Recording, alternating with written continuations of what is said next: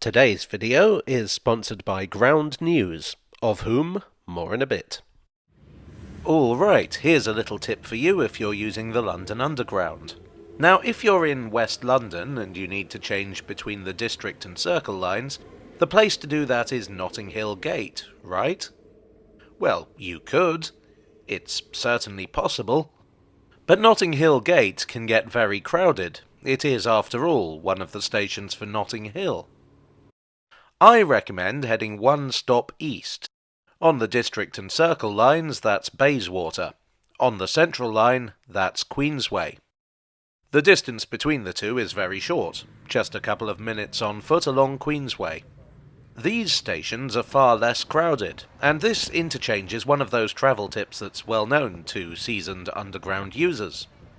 Now, the question a lot of people ask in situations like this is, why bother building two stations so close together? The answer, as with so many of these curiosities of the underground, is that the underground was not planned so much as it was thrown together. The two stations were built by two different companies. Bayswater was the first. These days it's on the District and Circle line, but back then it was the Metropolitan line, or rather the Metropolitan Railway. The Metropolitan Railway originally opened in 1863 and ran between Paddington and Farringdon. It was very successful. Before it had even opened, the line's engineer, John Fowler, proposed extending it. He advised that it should be extended at both ends to form a circle, what we now know as the Circle Line, in fact. But back then it was known as the Inner Circle. This would connect the railway with most of the major mainline terminus stations and enable it to effectively serve most of central London. The first extension was east to Moorgate, but in 1864 authorisation was given for what was termed the Notting Hill and Brompton extension. This opened on October 1st, 1868 as far as Gloucester Road. Bayswater was the second station on this extension after Paddington Parade Street, which you'd know as the Paddington District Line station. Bayswater, then as now, was quite a posh area. Now, in the 19th century there was a lot of opposition to railways. Steam trains were noisy and smoky. Their tracks cut through neighbourhoods, often creating physical divides. You could get away with this in poor parts of town, but in the rich parts not so much. As a result, prior to 1868 there had been no railway in Bayswater. But the thing about the underground was, it was underground. A lot more discreet. Back then, trains were divided by class. There were first, second and third class compartments, which was another factor in making them acceptable to the NIMBYs of the 19th century. You could use them without having to mix too much with working-class people. Bayswater Station was designed by John Fowler in his typical airy, open style. None of your cramped tube portals here, sir. In 1922, the building was modified to the designs of C.W. Clarke. Many of Clarke's buildings on the Metropolitan involved demolishing the old station, so it's interesting that here we got to basically keep it. The 20s were quite an eventful decade for old Bayswater. In 1923 its name was changed from simple Bayswater to Bayswater Queen's Road and Westbourne Grove. This was one of a number of renamings. In 1933 it was shortened to just Bayswater Queen's Road. In 1946 it became Bayswater Queensway. And eventually it went back to just being Bayswater. In 1926, District Line trains started calling here for the first time, and the station has never looked back. Now, knowing about the Queensway interchange is some useful information. Another great place to get useful information is this video's sponsor, Ground News. Now that's a smooth segue. Ground News is a news aggregator that not only shows you the news, but who's behind the news. It shows you the stories themselves, and who owns the news outlets covering them, and what biases you can expect. For example, take this story on the recent Spanish floods. I can see that the majority of sources covering this are left-wing, with 40% inclined that way, 30% right-wing, and 30% centre. And I can compare the different kinds of coverage. NRC Handelsblad, which I hope I'm pronouncing correctly, leans left and concentrates on the rescue efforts. The right-leaning Washington Times concentrates on the reactions of the victims of the disaster. But there are some stories that, let's be honest, certain people would rather you didn't hear at all, and that's where the blind spot feed comes in. This shows you the stories that one side or the other seem to be ignoring. Very interesting, and causes much thoughtful stroking of the chin. I also rather like the custom feed feature, which allows you to get news that relates to topics you want to see.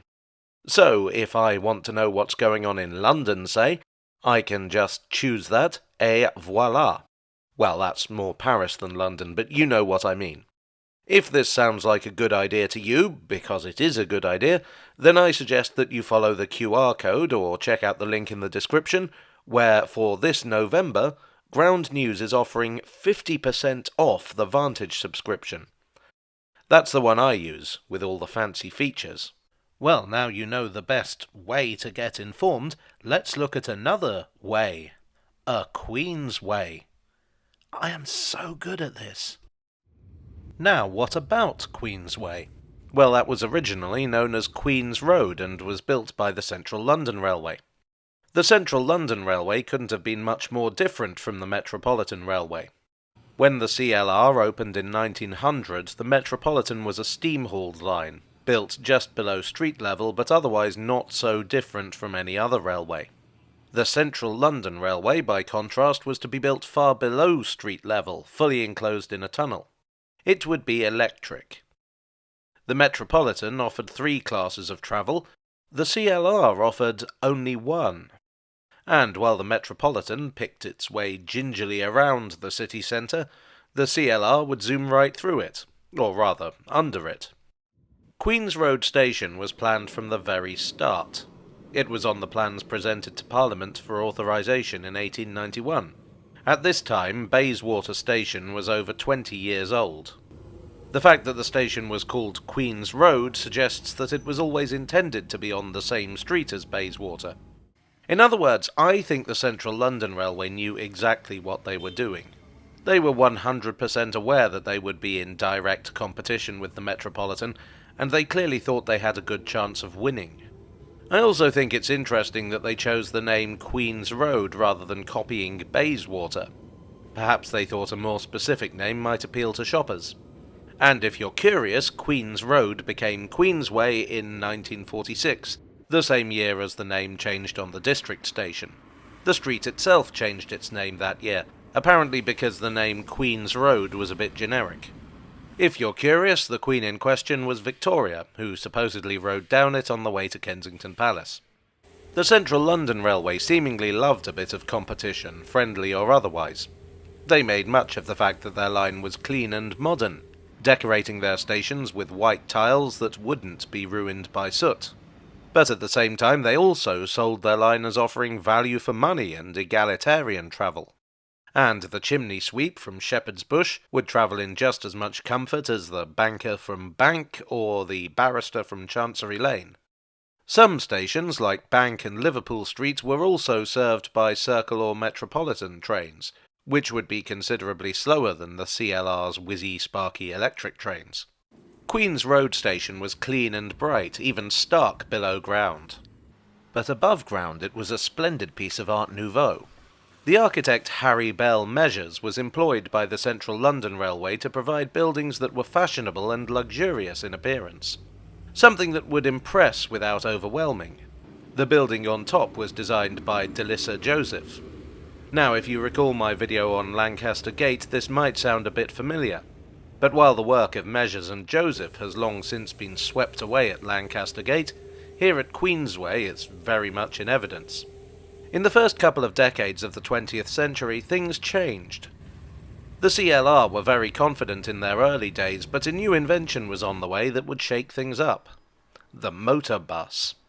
When buses were horse-drawn, the CLR had nothing to fear. They could offer a faster, smoother service where there was no possibility of you having to sit on the roof and get rained on.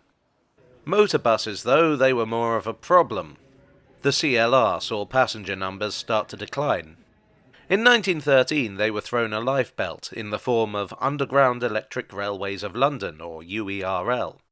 UERL at this time favoured a policy of unification and cooperation rather than competition, at least when it came to trams, buses and underground railways. They offered to buy the CLR out, and the shareholders accepted their terms.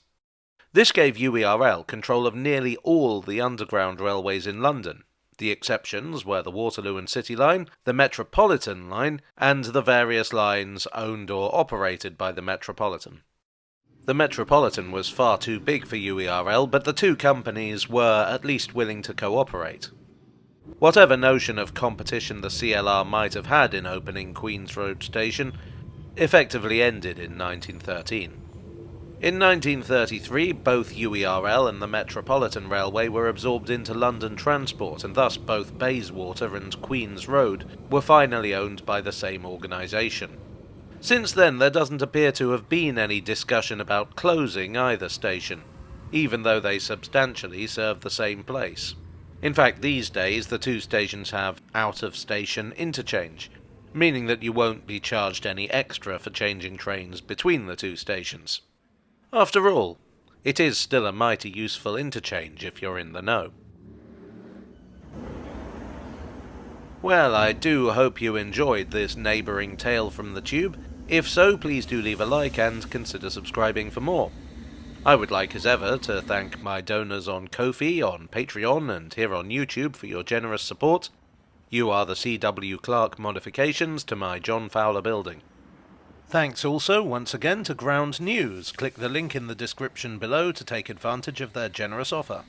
And I'll see you all again very soon. Cheerio.